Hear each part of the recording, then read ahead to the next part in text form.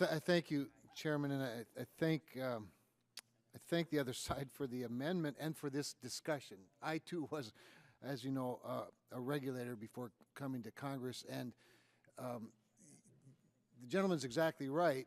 Each state jurisdiction might have a different definition, but case law does in fact create definitions because it does create obviously precedent.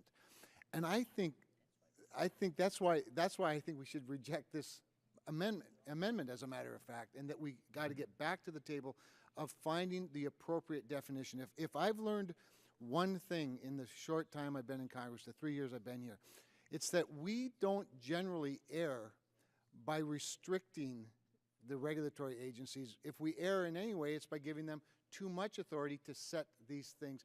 People elect us to make these decisions to protect them, not the FCC and frankly many other regulatory agencies. So I'd feel much more comfortable if we could get back to bipartisan discussions with the experts in this committee about what rate regulation is as we go forward, rather than passing this amendment, which I think just doesn't clarify it nearly enough for my taste, and frankly codifying forbearance based on the regulatory agencies' forbearance is not what we ought to be doing. We ought to be setting the forbearance, we ought to be setting the restrictions, and then they carry them out.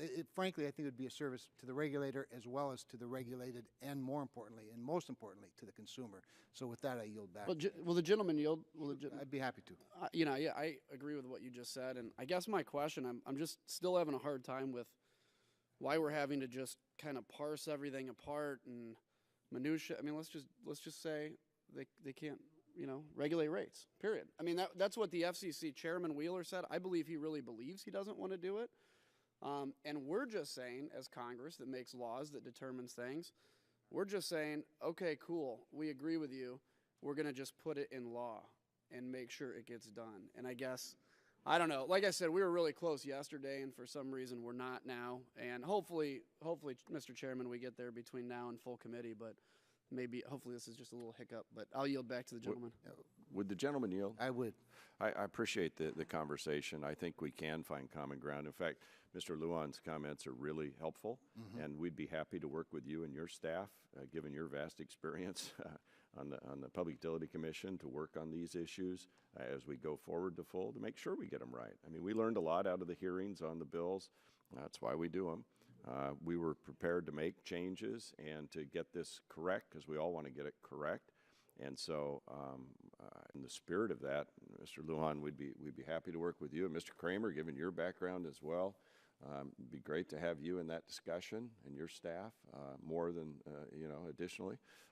And so I think that would be good, because we do want to get this right. And the question I forgot to drill down a little bit on was the truth in billing issue, and I would defer to counsel a bit about this, because this is important too. I want to make sure that we have truth in billing going forward.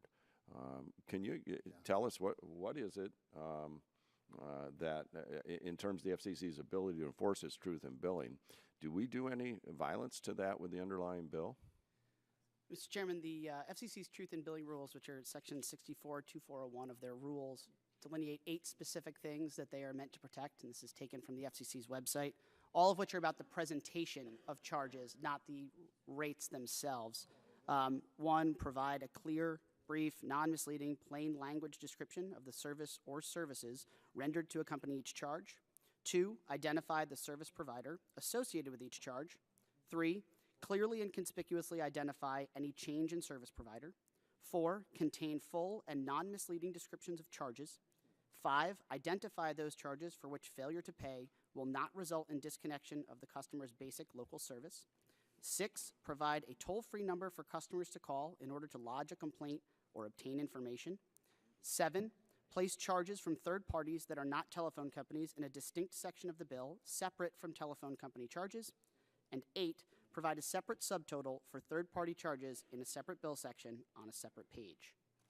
None of which deal with the rate charged. Those are terms that address how those are presented to the customer on their bill. I yield back to I yield the balance of my time to Ms. Elmer. Gentleman yields back.